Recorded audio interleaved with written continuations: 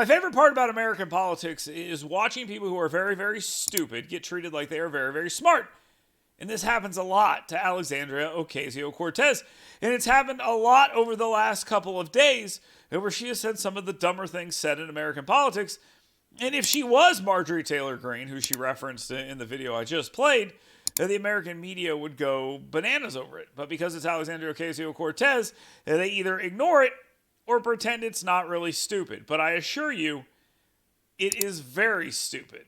Here's Alexandria Ocasio-Cortez pretending that Clarence Thomas and or his wife stormed the Capitol, and therefore Clarence Thomas has to recuse himself from something involving Donald Trump, who did not storm the Capitol. But again, she's very smart. He should recuse himself. I mean, I think it's very clear. Clarence Thomas and rather his wife, Ginny, participated in the events of January 6th.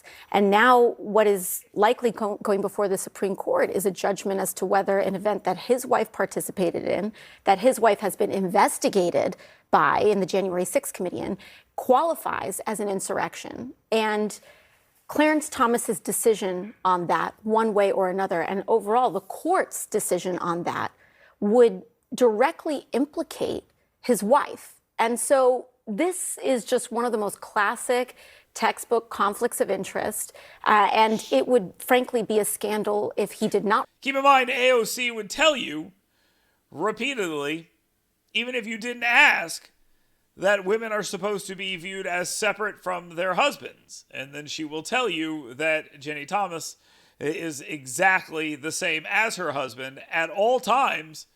And you should sit back and understand this, because Donald Trump needs to get what he deserves, because he was a president who did things he wasn't supposed to do. Unlike Joe Biden, who did things he wasn't supposed to do, but you should leave it alone, because going after Joe Biden, you see, is a threat to our democracy. The move by Republicans on impeachment in the House, do you think it's inevitable they will move to impeach the president? You know, they are certainly trying. What we're seeing, though, is that they can't even name what they would impeach the president for. We're seeing this case has come right before the House Oversight Committee, over which I'm the vice chair to, or rather vice ranking member to ranking member Raskin. And we have had countless closed-door sessions, closed-door depositions. We've had open-door hearings about this. And the Republican Party cannot even name what the crime is that they are alleging the president, or frankly anybody else that they're trying to investigate, to have committed. And impeachment is one of the most serious procedures that we have in this country. And it has to tie directly to a crime or misdemeanor or some other direct action that we find completely incompatible with the presidency. And they have not even been able to name it. What is it? What are they actually investigating the president for?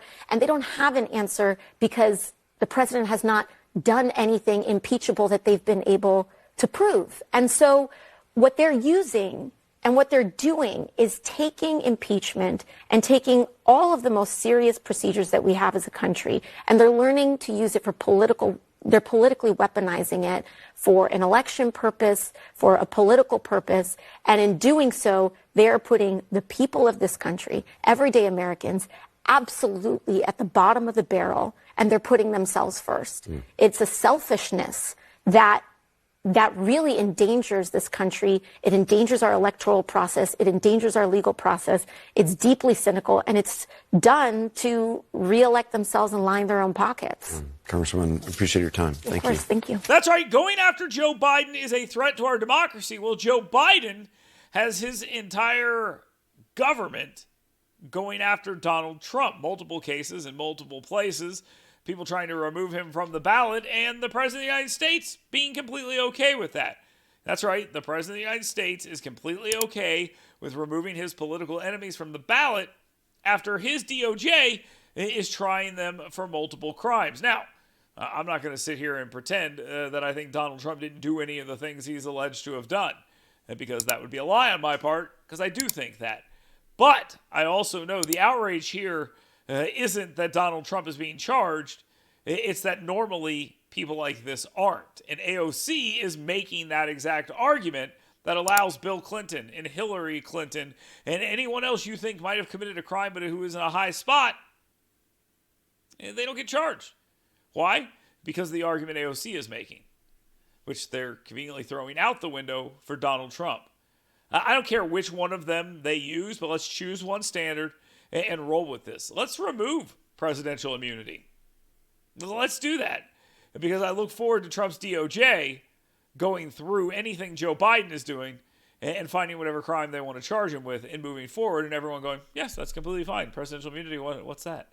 Now, to wrap up how smart AOC is, let's hear her talk about illegal immigration. Now, this took place on The Daily Show, but it is a late-night comedy show, so they bring on leftist politicians to regurgitate stupid left-wing talking points, and that's exactly what AOC is doing here.